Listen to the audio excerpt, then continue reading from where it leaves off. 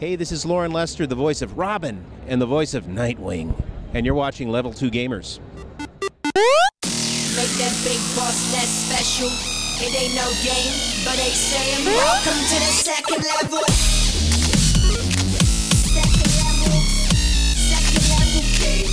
Second level. What's up, guys? Welcome to Level 2 Gamers, and today we're hanging out with good old Loren Lester. How you doing today, sir? I'm doing great, thank you. So we're at Wizard World St. Louis 2017. I think that's where we are. Yeah, we are. We are. It looks like a football stadium, though. It does. Well, ooh. Wow. Do you know what happened to our team? No, what happened? Our team moved to LA. Yeah. I thought they moved from LA to here. And then they moved back because of politics. I can't follow this stuff. I just can't follow anymore. Yeah. So we're at St. Louis Wizard World. You get to play the voice of Robin back in the 1992 through 95 animated series.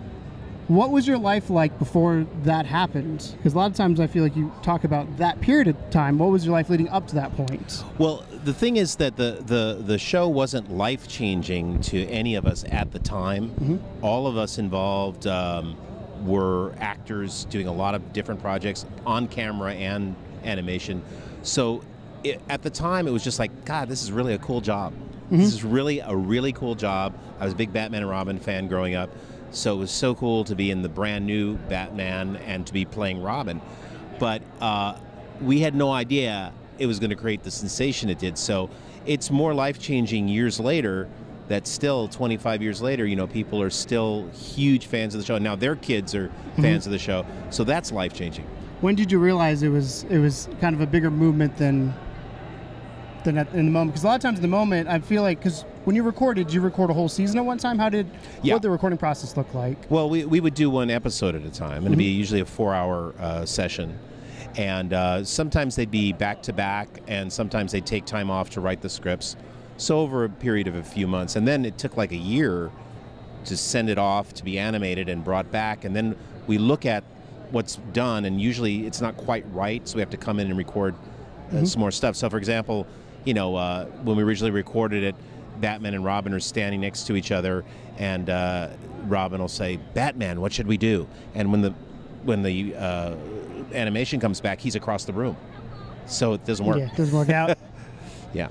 So when you're recording voice for a television series or television show, do you do it based on, obviously you have the script that you follow for the most part, but how much of it is ad-libbed in the moment? Do you record with others at the time, or are you by yourself a lot? Zero ad-libbing. It's very, very precise because they're animating to our voice. The voice comes first, then they animate later.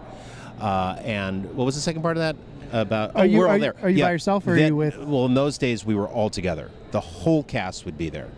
Now, unfortunately, most jobs you record by yourself or with maybe one other person. This was the whole cast every time, which was very exciting. So do you think that made the cast a little bit closer because of that? Well, it made it more like a play, and we could really work off of each other like we were doing a live show. You know, and a lot of the people who were involved had theater backgrounds, and so we enjoyed that. We enjoyed that part of it a lot. So your Batman compadre is to your left right here. Are you actually friends with him, or are you? Absolutely. You're good friends with him? Absolutely. He's a wonderful guy. How's your relationship over the years kind of maintained? You still stay in touch, or do you just see each other at cons? We see each other at cons, you know, and we do a lot of them now, so we see each other quite a bit now. And what would you say is your favorite Robin portrayal that is not you? What's your favorite Robin portrayal? Oh, that is not other people? You? Yes. Oh, Burt Ward. Oh, I grew up with Burt Ward. Absolutely. Hands down.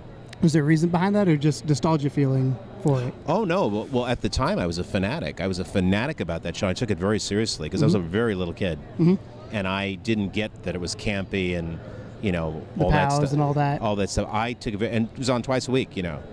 And I couldn't wait to see what happened at the, you know, how are they going to get out of it? Are they going to get killed? You know, of course they're not going to get killed. It's a family-friendly show. Yes. As ours was. Nobody got killed in our show.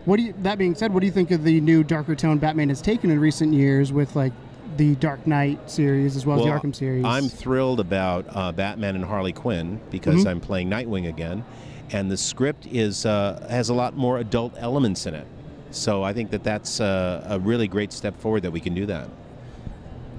Do you have anything you would like to share? Any stories from the booth that maybe funny moments or flubs that you remember from your recording days in the booth? Well, like you were talking about how everybody was there, and I always loved working with Mark Hamill, but I never knew if he was going to be the villain that week. But Mark Hamill likes to record standing up. So I would come in and they'd be set up to record, and all of the chairs would be sort of in like a semicircle. And if there was one microphone for somebody standing up, I said, Mark's here. Mark's here. What was it like working with, because he's synonymous with being the voice of the Joker. What's it like working with him? I feel like... Well, you know, besides being the voice of the Joker, he did that little movie, Star something? Stargazers or something? Star Trek? Yeah. No. Of course, there's all the Star Wars movies, and he was on Broadway, and he worked with Sam Fuller, the great director Sam Fuller, in films. So, I mean, he has an illustrious career. So he has a lot of stories, a lot of great stories. So fun working with him because you hear a lot of stories. Ain't no game,